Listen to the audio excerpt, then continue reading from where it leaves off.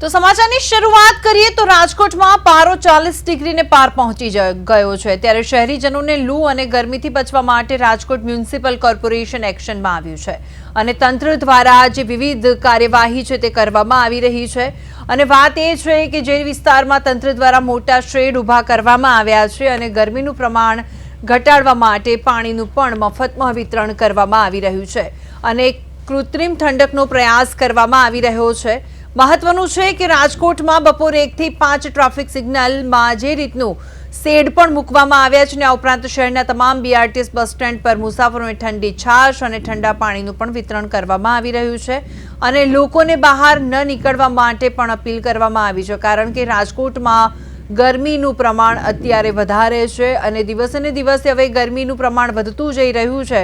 તેને લઈને તંત્ર દ્વારા પણ લોકોને તાકીદ કરવામાં આવી છે કે લોકો 1 થી 4 વાગ્યા સુધીમાં બહાર ન નીકળે અને કદાચ જો બહાર નીકળવાનો સમય તે હોય તો તેને માટે તંત્ર દ્વારા એક એક્શન પ્લાન પણ તૈયાર કરવામાં આવ્યો છે।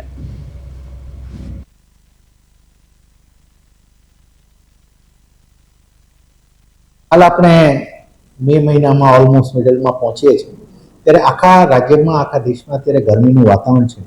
એ સમયે હીટ એક્શન પ્લાન અંતર્ગત રાજ્ય સરકારના માર્ગદર્શનથી અમે રાજકોટમાં એવા ઘણી જગ્યાએ છાંયડાઓ જે ઊભા કર્યા છે કે જ્યાં લોકો વધારે સંખ્યામાં આવતા હોય, જ્યાં વધારે વેઇટ કરવી પડતી હોય લોકોને, તો આવું જેમ કે ત્રિકોણ બાગ છે તો એકદમ ઊંચું છાંયડો પ્લસ હવે અમે એ જગ્યાઓમાં થોડું સ્પ્રિન્કલરથી થોડું ટેમ્પરેચર રિડક્શન થાય એ પણ અમે કરવા જઈ રહ્યા છીએ। એટલે લોકોને આ અમારી પ્લાન છે કે જ્યાં સુધી ચોમાસું આવે ત્યાં સુધી આ હીટથી રાહત આપી શકાય। આખા શહેરમાં આ સિવાય પણ અન્ય કામો પણ થયા છે, જેમ કે અમે તમામ અમારા બીઆરટીએસ બસ સ્ટેન્ડ ઉપર અમે છાશ પાણીની પણ વ્યવસ્થા રાખવા જઈ રહ્યા છીએ।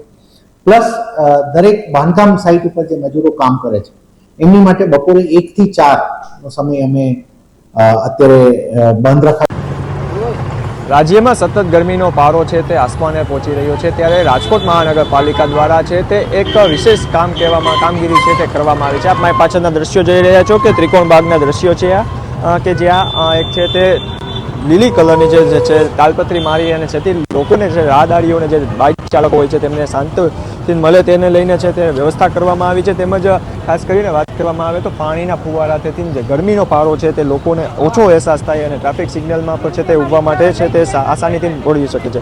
પરંતુ એક સૌથી મોટો સવાલ એ છે કે ઘણા સમયથી છે તે તડકો છે તે આવી ચૂક્યો છે, પરંતુ હમણાંથી જે ગઈકાલથી છે તે ત્રિકોણ બાગ ખાતે છે તે આ ચોરસ છે ગ્રીન કલરનું છે તે લાગવામાં આવ્યું છે, જેથી અનેક પ્રશ્નો છે તે ઉઠી રહ્યા છે, કારણ કે અનેક ખાસ કરીને વાત કરીએ તો આ ભીડવાળો ઇલાકો છે તેમજ સિગ્નલ છે ત્યારે અત્યારે ગરમીનો પારો પર છે તે આસમાને પહોંચી રહ્યો છે। ધીમે ધીમે તે જ પ્રમાણે છે તે અત્યારે લોકોને છે તે ભારે મુશ્કેલીનો સામનો કરવો પડતો હોય છે। ત્યારે આ કામગીરી તો કરવામાં આવી છે, પરંતુ ક્યાંક ને ક્યાંક છે તે મોડી કામગીરી છે તે અનેક પ્રશ્નો છે તે ઉપાડવામાં આવ્યા છે। તેમજ તમામ બીઆરટીએસ બસ ઉપર છે બસ સ્ટેન્ડ ઉપર છે તે મુસાફરો માટે છે તે ઠંડી છાશ અને પીવાના પાણીની વ્યવસ્થાઓ પણ કરવામાં આવી છે। તેમજ બપોરના 1 થી 5 વાગ્યા સુધીમાં જે છે તમામ સિગ્નલો છે તે રાજકોટના તમામ સિગ્નલો છે તે બંધ કરવામાં આવ્યા છે। પરંતુ સૌથી મોટો સવાલ એ છે કે આ કામગીરી છે તે શા માટે એટલી મોડી કરવામાં આવી છે, કારણ કે માર્ચ પછી છે તરત જ તડકો છે તે શરૂઆત થઈ ચૂકી હોતી હોય છે, પરંતુ ક્યાંક ને ક્યાંક એવું પણ લાગી રહ્યું છે કે તંત્ર છે ત્યારે હવે છે તે